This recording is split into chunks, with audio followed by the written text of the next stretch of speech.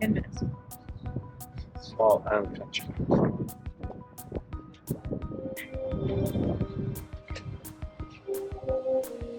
From here, you get a spectacular panoramic view of Lake Mead, the dam, the Colorado, and the Bypass Bridge.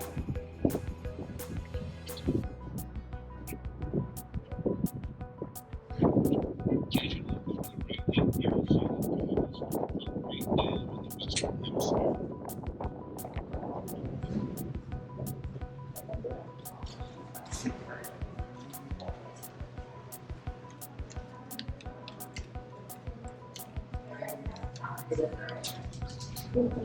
Don't even think about it.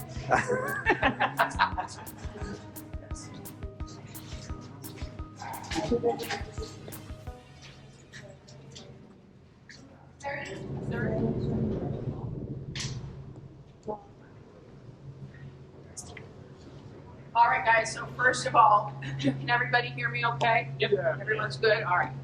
So welcome once again to Hoover Dam, and this is a map of the Hoover Dam site.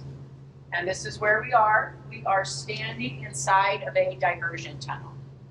So when they began to build the dam, they needed to find a way to move the river from the construction site, and they did that by building 4 diversion tunnels. There's 2 on the Arizona side and 2 on the Nevada side. They're 50 feet in diameter, about 3/4 of a mile long, and it took them almost 2 years to completely blast out all 4 tunnels. Once the tunnels were finished, they had to figure out how they were going to push the river into the tunnels, and they did that by building coffer dams. A coffer dam is a temporary earthen dam, and it creates a dry area where they can do construction. So they built bridges across the river, and about every 15 seconds, a truck would drive across and dump all that debris from blasting out the tunnels into the river. That's how they started to build up these 2 coffer dams. So one is built upstream. This one pushes the river into the tunnels, and the other one was built downstream. This one keeps the river from flowing back into the construction site. So once those coffer dams were finished, they drained the site, and they removed 135 feet of loose rock debris and silt to get down to the bedrock, which is the dam's foundation. That took about 7 months. June 6, 1933, they were ready to begin building the dam. They had buckets carrying 8 cubic yards of concrete, which is 16 tons. Those were delivered every 78 seconds. They did it 24 hours a day, 7 days a week for 2 years. Once they were finished building the dam, then they were ready to begin filling up the lake. And they did that by closing off 3 of the diversion tunnels, by lowering heavy steel gates. They did leave 1 tunnel open. That way the river could continue to flow back downstream. So once the water was high enough, they did close off that last diversion tunnel. They blasted out the lower coffer dam. That way the river moves more freely as it's traveling downstream. But the upper coffer dam, it still remains underwater today. It took a total of 6.5 years to completely fill up the lake. So how do we get the water from one side of the dam to the other? Intake towers, and there are 4. There's 2 on the Arizona side and 2 on the Nevada side. They're 395 feet tall, and they sit up on 250-foot rock ledges. So the water flows down through them into 30-foot diameter penstock pipes like this one that you can see out the window. So you may feel the floor vibrating beneath your feet, and that is up to 96,000 gallons of water per second flowing through the pipe. That would be enough water to fill an Olympic-sized swimming pool in just 7 seconds. Then the water flows down into smaller 13-foot diameter pipes that leads to the generators spinning the turbines, and then it flows back down the river. Last thing I'm going to tell you about are the spillways. They're on either side of the dam. There's one on the Arizona side and one on the Nevada side. And they were built to keep floodwaters from going over the top of the dam. We've used them twice. Once in 1941 for testing. So when they first filled up the lake, they overfilled it on purpose. Thank goodness they worked, because in 1983 we did have a flood. There was a heavy snowmelt up in the Rocky Mountains. That's where all our water comes from. And all the conditions were just right that year. So here's a picture from the flood of 1983. This is the dam right back there.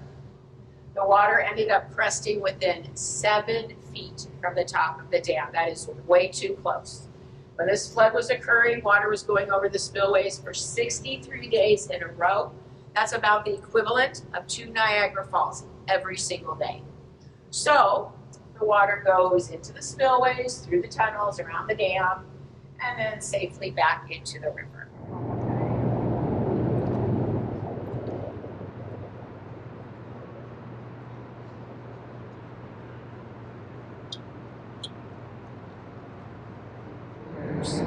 There are 8 that you see here on the Nevada side. We have 9 more on the Arizona side for a total of 17 commercial generators. Each generator stands 70 feet tall, but you can only see the top 30 feet of them. Just one generator can produce up to 130 megawatts of electricity. That's enough to power about 65,000 homes. Look at the first generator and 1. Halfway down, you see a light shining on a 65-foot steel shaft. At the bottom of that shaft is the turbine. The water comes down through those huge penstock pipes, hits the turbine at about 48 miles an hour, spinning the shaft, which is connected to the rotor housed inside the red drum. And if you look right below us where those men are working, that is the rotor that came out of N3. That's why it looks like there's a generator missing. The rotor is made up of 40 electromagnets. Each magnet weighs 4 tons. Now, this rotor below us, all those magnets have been removed for maintenance, along with over 5,000 steel plates. And you can see these plates down below. They are reassembling this rotor, and those plates have to be put back on one by one. Now, sitting around the rotor inside the red drum is what is called the stator, and that's about 5 miles of stationary copper coil. The rotor spins at 180 revolutions per minute. So as those magnets spin around the copper coil, that is how they produce electricity here at Hoover Dam. If the lights on top of the generators are on, they are in operation. Okay, so right now what we're doing is we're just waiting for this elevator. And this elevator is a lot smaller than that first one that we were on. So what's gonna happen is there's a tour guide, he's finishing up his tour, and he's gonna come down and he's gonna help me, and we're gonna take you up in 2 groups, all right? Take that quick right, and go right up down the tunnel. Just remember, watch your head, watch your feet, all right? Look down there. Yep. Rich.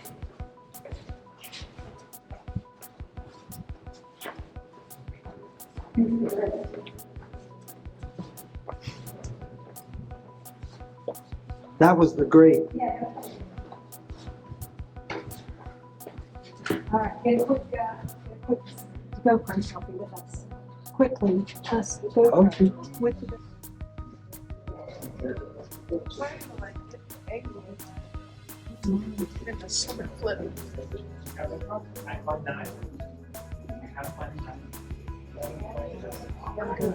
Right, slow her down.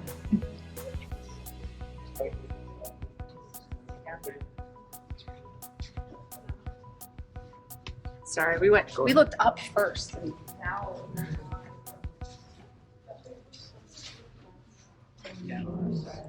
How many workers died in the project? So 96 is the official number of on-site deaths, okay? The first tunnel that we were in when I was talking to you in that room, the diversion tunnels was one of the most dangerous jobs that there was on the construction site.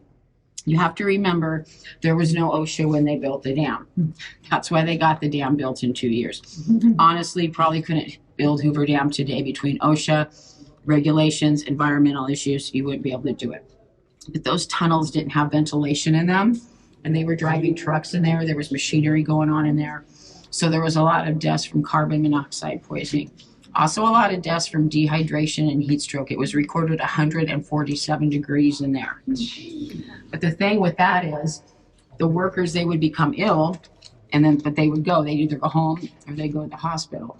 So they didn't pass away on the site. Also, the six companies that came to get together to build the dam, they had all those deaths classified as pneumonia. That way they didn't have to pay out death benefits for those. So we don't know exactly, but we do think maybe between 300 and 400, which makes a little bit more sense when you think about how many men worked on the project and how dangerous it was. But 96 is their official number for that. Yeah. Everybody get out.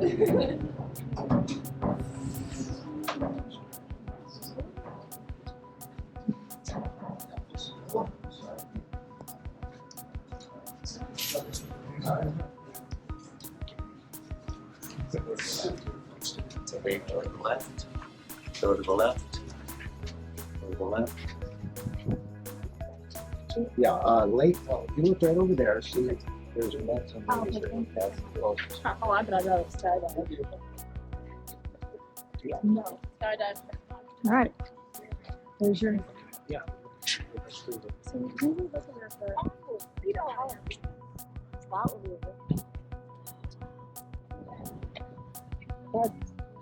Wow. Remember in the video, the water was up to that second window. Yeah. That's crazy.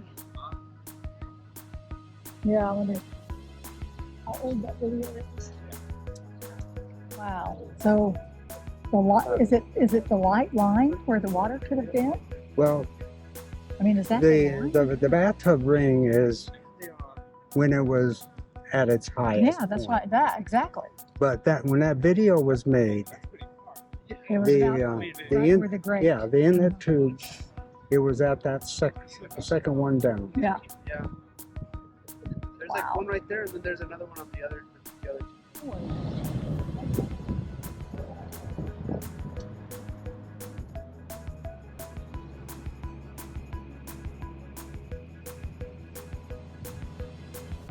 See any bodies?